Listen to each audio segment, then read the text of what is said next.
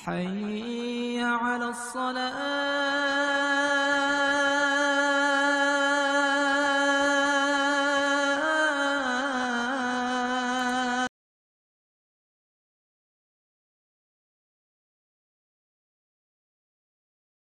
Rabbi shrah li sadri wa yassir li amri wahlul 'uqdatam min lisani yafqahu qawli. Subhanakallahumma ya rabbana la ilma lana illa ma 'allamtana innaka antal alimul hakim. Assalamu alaikum warahmatullahi wabarakatuh. Alhamdulillahi rabbil alamin.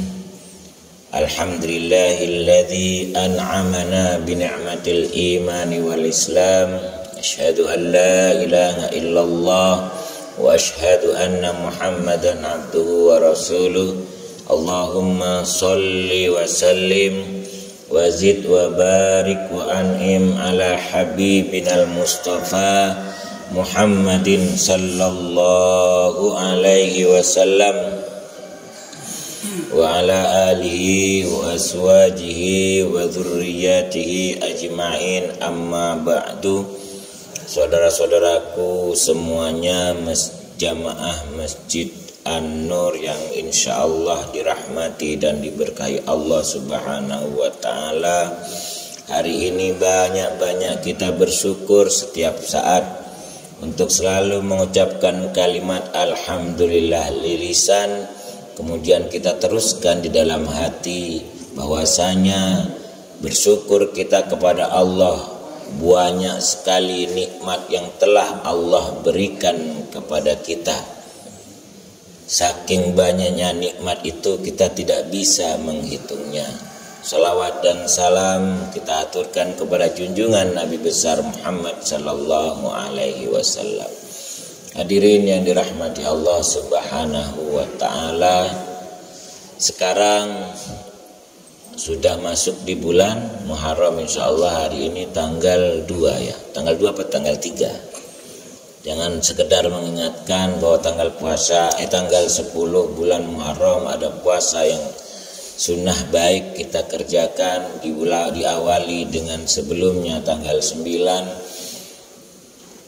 Sekedar mengingatkan, silahkan bagi yang sanggup untuk berpuasa, kerjakan itu puasa.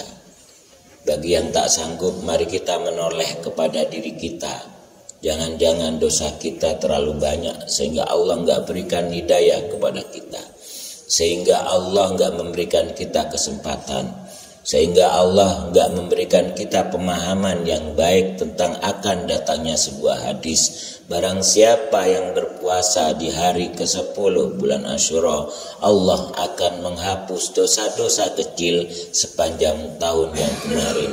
Barangkali yang enggak sanggup untuk berpuasa, kita merasa bahwa kita enggak punya dosa-dosa kecil di hadapan Allah Subhanahu wa taala. Itulah renungan kita subuh hari ini, saudara-saudaraku yang saya cintai karena Allah Subhanahu wa taala. Pagi ini izinkan saya membawakan sebuah cerita. Sebenarnya cerita ini sudah jadul banget dan sudah sering barangkali ustadz-ustadz, kiai-kiai sudah menyampaikan. Barangkali pagi ini karena disampaikannya di saat subuh, barangkali kita memiliki rasa pandang yang berbeda. Karena kita habis sholat subuh, mungkin pikiran dan hati kita lebih jernih dalam menyikapi sebuah cerita. Saudara-saudaraku yang dirahmati Allah Subhanahu wa taala, suatu ketika baginda Nabi besar Muhammad sallallahu alaihi wasallam kedatangan tamu yang sudah agak lama tidak datang ke rumah tersebut. Begitu mengucapkan salam assalamualaikum, maka baginda Nabi menyampaikan waalaikumsalam. Begitu girangnya dan setengah kaget, ternyata yang datang itu adalah putrinya Fatimah Az-Zahra. Disampaikan, wahai anakku Fatimah, sudah cukup lama kau tidak hadir ke rumah ini. Ada apa kok tumben datang? Dengan wajah sumringah Fatimah Az-Zahra setelah disambut oleh baginda Nabi menyampaikan sebuah pertanyaan. Wahai ayahku tercinta, wahai baginda Nabi junjungan umat, siapakah penghuni surga di kalangan wanita? Maka baginda Nabi langsung menjawab, calon penghuni surga di kalangan wanita itu adalah muti'ah. Kalau dilihat dari namanya adalah muti'ah atau ayat itu. Muti'ah dengan wajah cemberut, Fatimah Az-Zahra mendengarkan sehingga muncul pertanyaan dari baginda Nabi, kenapa engkau cemberut wahai putriku? Mungkin Fatimah Az-Zahra tahu bahwa baginda Nabi ini adalah golongan ahli surga.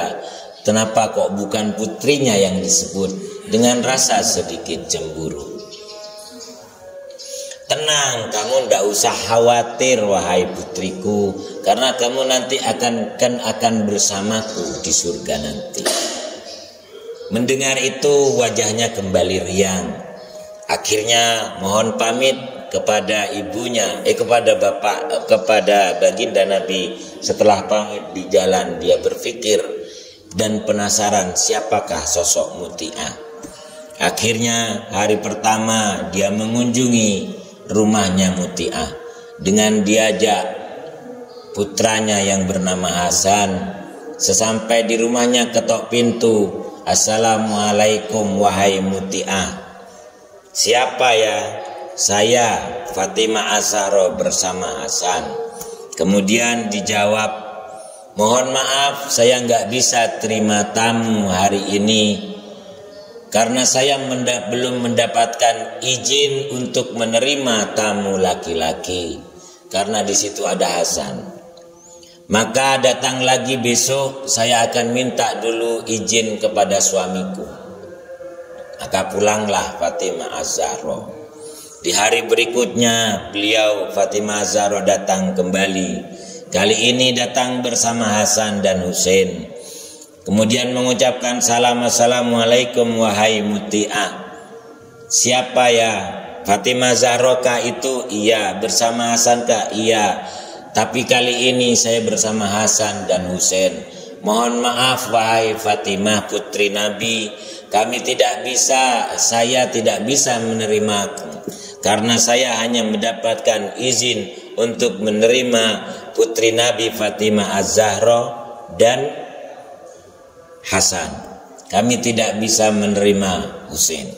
Maka datang lagi besok, nanti saya akan minta izin lagi kepada suamiku untuk menerima Hasan dan Husain. Maka pulanglah putri Nabi. Keesokan harinya datang Fatimah Az-Zahra, datang lagi bersama Hasan dan Husain.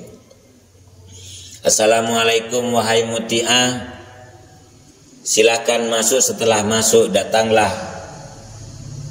masuklah Fatimah Az-Zahra dengan Hasan dan Husain. Sambil kata pertama yang terlontar dari lisan muti'ah adalah, mohon maaf wahai putri Nabi, 2 hari kemarin kami telah merepotkanmu, kami tidak menerimamu. Mohon maaf atas perlakuan saya kemarin yang telah sengaja tidak menerima kehadiranmu karena saya tidak mendapatkan izin dari suamiku.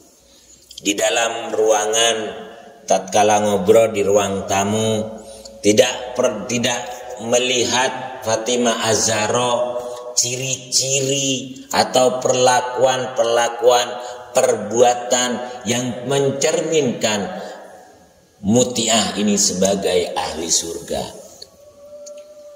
Maka di suatu ketika, suatu momen dia melihat sebuah cambuk. Kemudian dia bertanya, apa gunanya cambuk ini wahai muti'ah di atas meja ini? Sesungguhnya cambuk ini tatkala saya berdua dengan suamiku, cambuk ini saya letakkan di sampingnya. Dan di saat saya sebelum tidur pun cambuk ini selalu ada di samping kita berdua.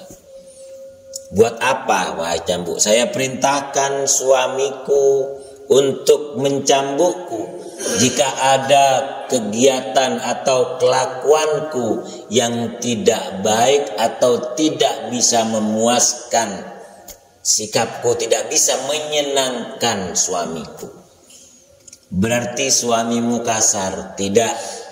Sampai detik ini suamiku tidak pernah menggunakan cambuk itu untuk memukulku. Dari situlah dia punya gambaran, Fatimah Az-Zahra mempunyai gambaran bahwa ketersediaan cambuk itulah yang sebagai ciri-ciri ketaatan istri, yang ketaatan istri itu yang akan membawa dia ke surga. Hadirin yang dirahmati Allah Subhanahu wa ta'ala, satu hal yang harus kita renungi bersama, bagaimana ketaatan seorang muti'ah. Apakah memang taat dari dia sebelum menikah sebagai seorang putri, ataukah suaminya yang membawa dia untuk menjadi orang taat kepada suami, atau hal-hal yang lain? Renungan bagi kita, pelajaran bagi kita di subuh hari ini, jangan hanya cerita ini lewat sebagai cerita biasa, tapi hikmah itu jauh lebih baik. Di dalam Al-Quran, fa'tabiru ya ulil absor, wahai engkau yang maha melihat, lihatlah semua kejadian yang ada di dunia ini, lihatlah semua cerita-cerita dari sahabat. Orang-orang yang bisa melihat adalah orang yang bisa mengambil hikmah dari sebuah kejadian. Mudah-mudahan kita jamaah Masjid An-Nur dijadikan hamba Allah yang bisa melihat, bisa mengambil hikmah segala sesuatu yang ada di muka bumi ini dan di bawah cerita-cerita yang ada di dalam Al-Quran atau sirah Nabawiyah. Mudah-mudahan kita semua dijadikan suami-suami yang soleh. Semoga kita, istri-istri kita dijadikan sebagai istri-istri yang solehah. Ala hadhin niyah wa kulli niyatin salihah. Al-Fatihah.